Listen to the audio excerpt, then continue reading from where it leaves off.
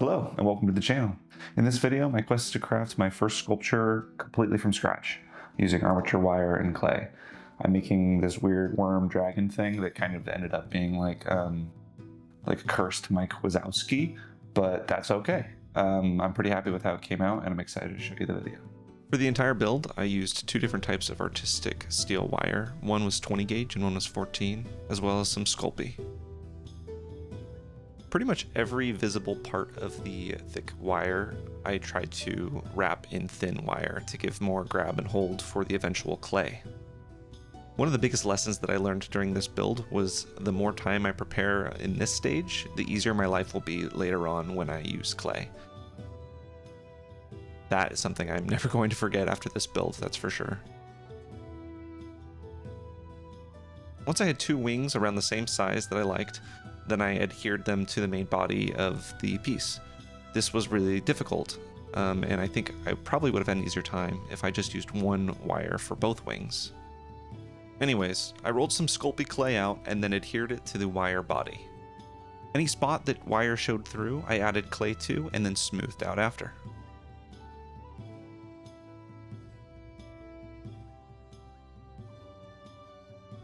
Once I was done with that, I started carving in some details and wrinkles where the tail is curving. I then had to perform a pretty gruesome dental procedure on Mike because I didn't think, and I had a ton of wire where I needed teeth and a tongue. So on the second attempt, after I cut the head off, I added a bunch of clay and then made space for the mouth and the eye. I rolled a little marble of clay and inserted it, and then added a couple tiny little strips of clay for the eyelids. I smoothed those out after.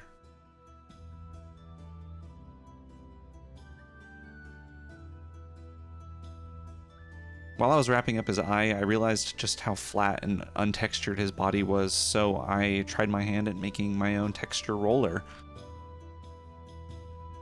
So I created a small little scaled roller for his body, and it worked out really well. Oh, I also made a tongue too. I textured it up, made it look battle-worn, and of course gave him some taste buds so he could taste the flavor profile of level 5 adventurers.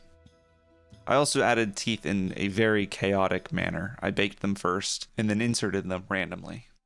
After I baked that roller in the oven, I used it on the body and it worked out really well. The wings were the biggest struggle for this entire build. Getting the framing right, the armature to go the right way, to hold the amount of clay I needed it to hold. But I baked the main body in the oven and then started getting to work on the new clay for the wings. I applied clay onto those wings just like I did on the body and smoothed out what I could. And then I wanted to segment kind of joints in the arm to give it interest, visually speaking. I used the sculpting tool and started prying in those little divots to make those joints. I added up some of the bulk mass by putting on more clay on the tops of them.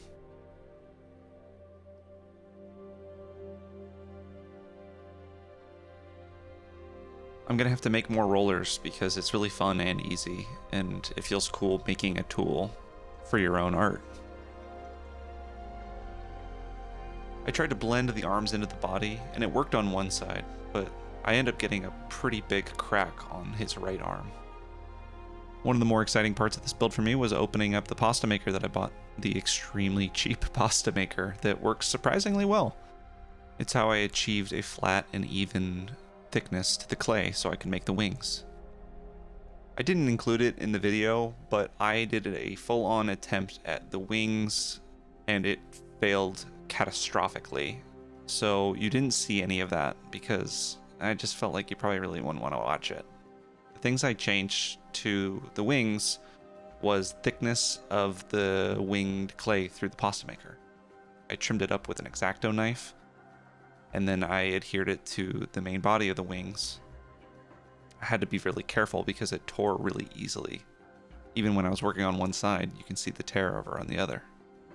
I found that peeling away the edge of the wing was the best way to get a realistic, aged look. I had to get rid of the fingerprints, so I used some alcohol and just kind of softened them up that way. After a white primer, I painted the wings pink and then the arms purple. And this was, I'm just going to try and blow through the painting content It was really hard for me. I changed my mind a million times.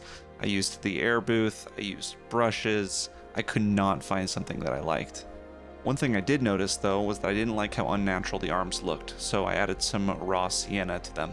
I painted the teeth white, and off camera eventually I give them a little skeleton bone contrast paint to make them look a little more natural. And then I applied a wash over the bumps to try and pull up that detail from before. I then added a little epoxy resin to the eye and then cured it with a UV flashlight. I used a little frost blue from the D&D paint line and then some clump foliage, and I found a natural looking spackle essentially to put onto the wings, and I fell in love with it right away. After that, it was time to make the base. I knew that when the winged beast was going to be hanging on top of this base, it was going to be extremely top heavy, so I put a rock in between my two base layers of XPS foam and then used hot glue to stack all of the rocks on top of that. I cut striations with my Olfa knife and then started doing my thing where I tear open the foam with my finger, texture it with a wire brush and a rock, and then burn off any kind of lingering pieces. It's important to be in a ventilated space if you're doing this kind of stuff, so be really careful. I added some plaster to my Mod Podge and paint, and I wanted a kind of a grittier surface for this piece, so that's why I did the plaster. I then took just a light tan and started dry brushing it on top of the texture parts of the base, added a little darker brown to that, and then little splashes of yellow.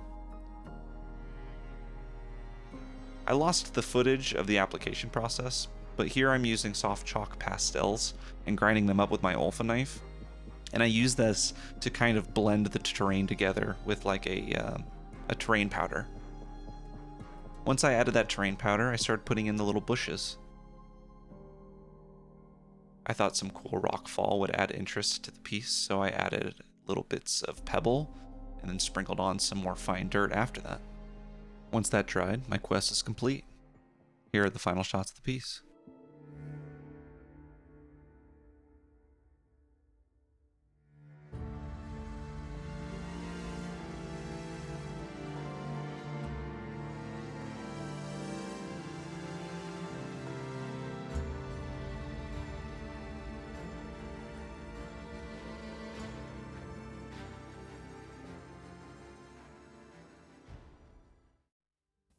Overall, I'm super happy with how the sculpture came out. It can be a little rough around the edges, around where the wings connect to the body, but overall, for my first time using armature wire and clay and doing like 100% no structural supports, pre-existing anything, no 3D printing, I'm really happy with how it came out. I definitely noticed that there's some room for improvement whenever I'm painting. I've always neglected my painting skills, so when I get to that stage of the process, I kind of like get flustered and I start just trying to like try everything. So maybe I'll start watching some tutorials soon or something. Yeah, and then the base was fun to make too, a little vignette to tie everything together. But yeah, if you enjoyed this video, like and subscribe would help me out a bunch. Ringing the bell helps you get notified when I get a new video out. And yeah, stay tuned for next time. Thanks for watching Crafting Quest.